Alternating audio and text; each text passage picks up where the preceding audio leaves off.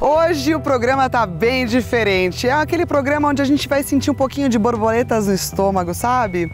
Pois é, num ambiente onde tem uma vida incrível, onde ele é transformador, cheio de beleza e uma natureza inexplicável.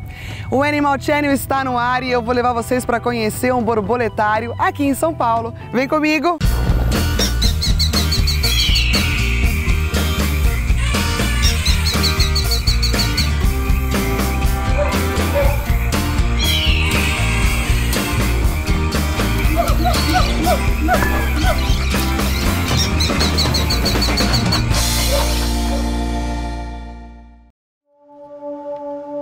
Borboletário Águias da Serra, localizado na estrada da Ponte Alta em Marcilac, é o maior borboletário privado do Brasil e o primeiro da cidade de São Paulo. Encontra-se dentro do novo polo de ecoturismo, em uma área de proteção ambiental do Parque Estadual da Serra do Mar.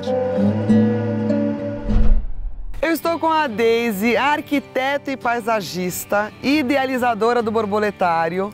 Deise, tudo bem? Tudo bem? Eu tô muito curiosa para conhecer esse borboletário e para saber de onde surgiu a ideia de montar um espaço desse. As lagartas na vida de um paisagista acontecem, né?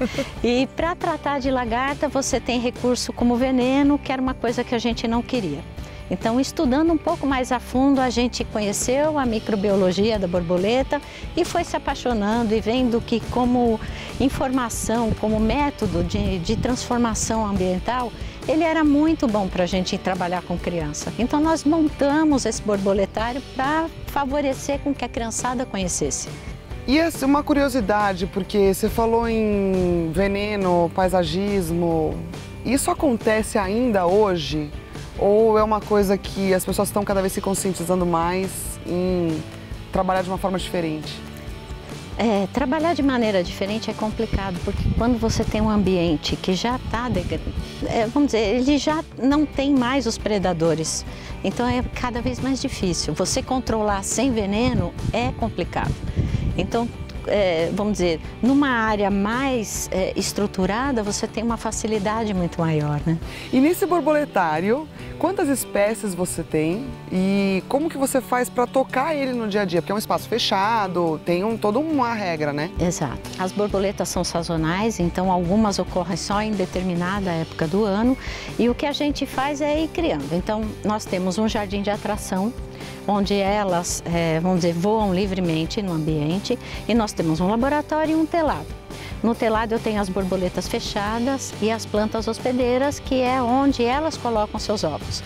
Nós recolhemos esses ovos, criamos em pequenos potes, elas empupam e assim que nascem a gente registra e solta de novo no telado. Ah, então cada uma delas é registrada? É registrada. Como que é esse registro? Nós temos um livro onde você faz o registro de quantos ovos você pegou, tem um número de lote para controle e desse lote então você vai colocando quantas nasceram, quantos machos, quantas fêmeas, até para você ter realmente um controle de toda a criação. E tem um controle, inclusive, com relação ao IBAMA também, né? Sim. Você não pode pegar qualquer borboleta e colocar dentro do borboletário. Não. Para você começar um borboletário, você tem uma autorização especial. Para algumas espécies, você coleta alguns ovos, começa a sua criação e depois disso você não pega mais nada nem solta mais nada. Então, eu só trabalho com o que tem dentro do borboletário. Existe risco de pegar uma fora, colocar lá dentro e contaminar alguma coisa? Tem risco de eu contaminar o que está lá dentro e tem risco de eu fazer uma superpopulação de alguma das espécies fora, impactando realmente quem trabalha com agricultura, enfim, quem trabalha com a planta hospedeira da determinada borboleta. Bom, e aqui é um acampamento onde você recebe crianças. Exato. E essas crianças passam pela experiência do borboletário, é isso? Sim, exatamente.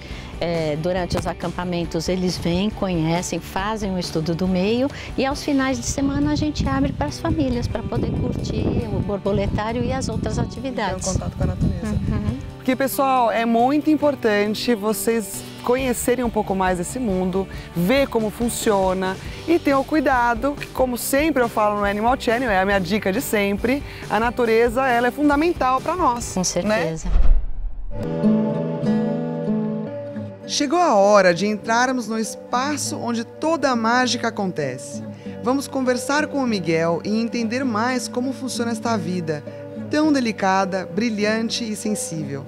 Sem dúvida, as borboletas terão muito a nos ensinar. Vem comigo!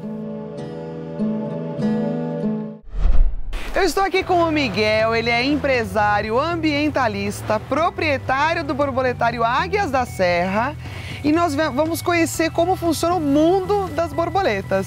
Miguel, tudo bem? Tudo bem, um prazer receber vocês aqui. O prazer é nosso do Animal Channel em conhecer mais sobre as curiosidades das borboletas. E a minha primeira pergunta, assim, a minha maior dúvida vamos lá. O seguinte: a borboleta, quando ela coloca o ovo, a lagarta coloca o ovo, como que funciona? Por onde começa? Tem algumas dúvidas aí, né? Mas é a borboleta que coloca o ovo, né? A borboleta começa o ovo e aí vai o ciclo. O ovo vem a lagarta, aí vem o casulo, né? Aí nasce a borboleta. E nesse ciclo todo, o ambiente ele é influenciado? Existe alguma planta específica para cada espécie? Cada borboleta se alimenta apenas de uma espécie de plantas, né? Então tem uma borboleta que só gosta de bananeira, né? Tem a borboleta que só gosta de couve, né? Então você tem vários tipos de borboleta que se alimentam de uma única espécie. E aí, quando você fala que ela se alimenta só da bananeira, quando o ovinho dela é colocado na bananeira? É colocado na planta. Então a borboleta ela acha a planta alimento dela, então ela coloca o ovo sabendo que lá o filhotinho dela está na planta que ela deve se alimentar. Aí o ovinho vira uma lagarta bem pequenininha e ela vai crescendo até uma lagarta bem grande, onde ela vai encapsular. E nesse processo de encapsular, o que ela precisa? Ela precisa de bastante energia? Não, na fase de lagarta, ela se alimenta muito.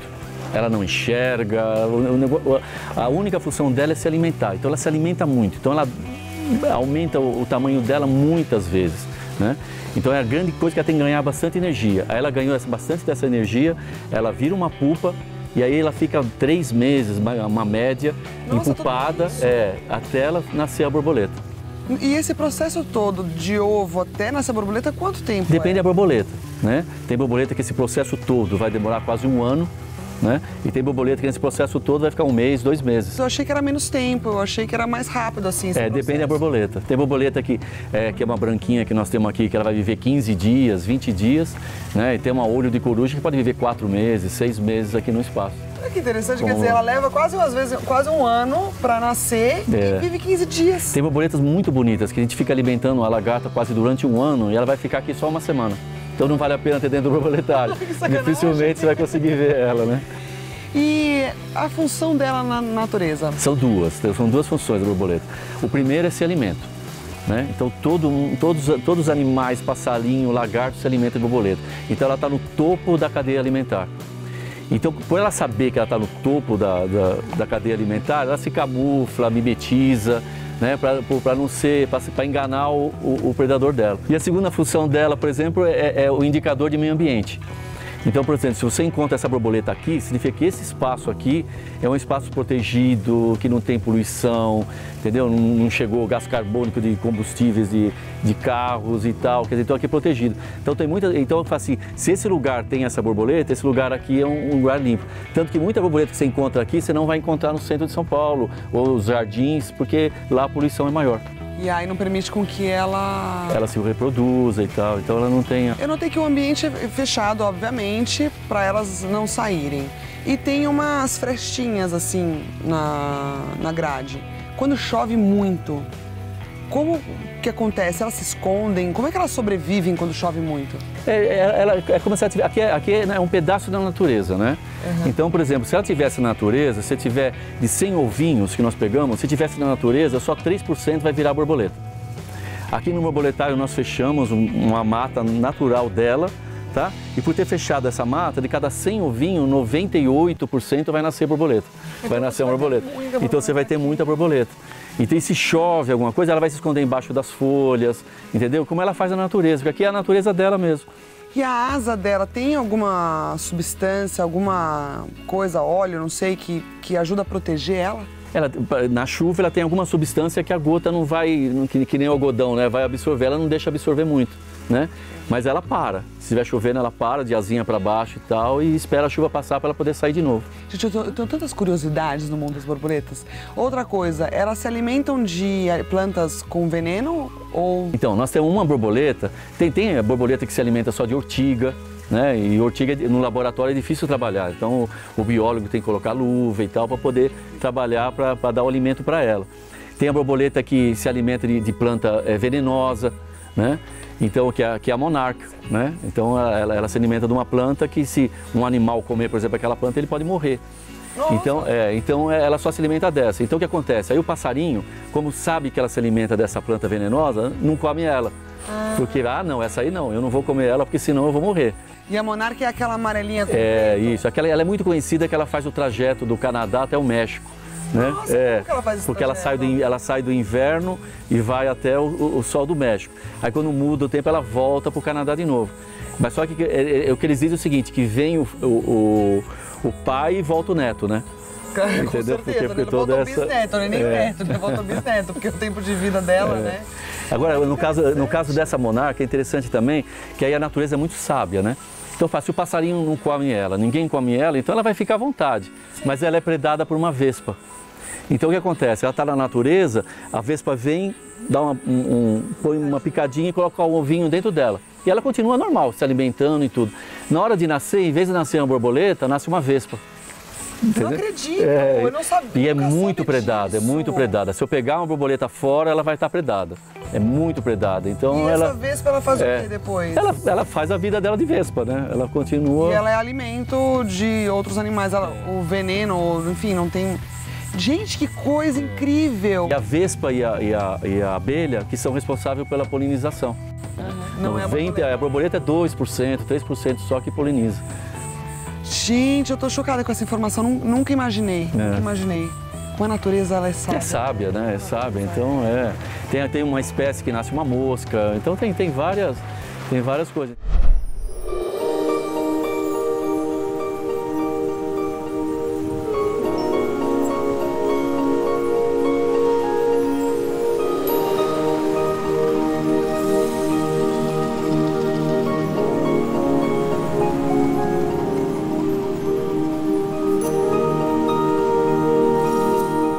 Aí tem uma borboleta que sabe que ela come o veneno, o passarinho não come ela, então as asas delas, ela só diferencia da monarca por uns 3 pontinhos pretos, entendeu? Então aí o passarinho fala, isso é monarca, eu não vou comer, mas se alimenta de outra planta. Olha! Ela não se alimenta daquela planta venenosa. Mas daí ela vira uma presa para essa outra que vai e coloca o ovinho dentro dela. Também tem, depende ela vai ter outra predação, né? Em termos de tempo, então quando é inverno, quando é verão, quando no inverno você... As espécies mudam, né? As espécies mudam, então você tem borboleta que no inverno ela se recolhe, então ela, dentro do caso da pupa ela vai ficar um tempo maior, né? Até esperar passar o inverno. E tem umas que gostam do inverno, ela vai soltar a borboleta mais ou menos no inverno. Mas geralmente o inverno é bem baixo. E na primavera, então se o tempo está seco, tem uma certa borboleta que não vai querer. Então dentro desse borboletário aqui nós temos mais ou menos 4 cantos. Um mais úmido, um mais seco, entendeu? Um mais escuro. Então vocês viram no canto lá de baixo, ela tem uma escuridão, que é porque a olho de coruja prefere um lugar mais escuro. Ela não gosta de lugar muito claro. Então aqui dentro você tenta reproduzir o habitat dela. Para poder ter as diferentes espécies. Isso. E o tempo influencia em termos assim, quando está muita luz, elas gostam mais da luz, elas aparecem? Então depende da borboleta. Vai depender da borboleta. A borboleta ela precisa de sol. Se ela não tiver sol, ela não bate as asas. Então ela precisa da energia do sol para ela bater as asas. Então, por exemplo, o borboletário em dia de chuva nós não abrimos. Porque senão ele vai entrar aqui e vai ter uma reclamação, não tem borboleta. Cadê as borboletas? Porque ela não tem o sol, entendeu? Então ela precisa do sol para a motriz dela ela funcionar. Olha só, e tem uma em você agora, ó. E elas se ambientam, elas ficam tão à vontade aqui que elas pousam na gente. E tem, como você viu também, aqui tem a instaladeira, tem uma das que nós temos aqui, né? Que faz um barulhinho. Ela parecia um curto-circuito de fios, né? Então é a fêmea chamando o macho, ela bate a patinha nas asas, então vai aquele barulhinho de... Muito legal. Para chamar a fêmea. Então tem vários tipos de borboleta, né? Perfeito, Miguel, eu tô encantada. Eu quero continuar andando mais um pouco aqui, sabendo um pouco mais das curiosidades. Vamos passear? Vamos sim, vamos sim. Encerramos o Animal Channel de hoje conhecendo um pouco mais sobre o universo das borboletas. Você ficou curioso? Quer conhecer mais sobre as borboletas? Siga a Ana Botelho _oficial no Instagram e acompanhe os bastidores e demais informações. Mas olha só, não poderíamos terminar este programa sem antes contar para vocês o verdadeiro significado das borboletas. Considerada símbolo da transformação, faz referência à metamorfose, ou seja, à renovação, que traz consigo a felicidade, a beleza e o crescimento. Bom, ficamos por aqui. Eu vejo vocês no próximo programa. Até lá!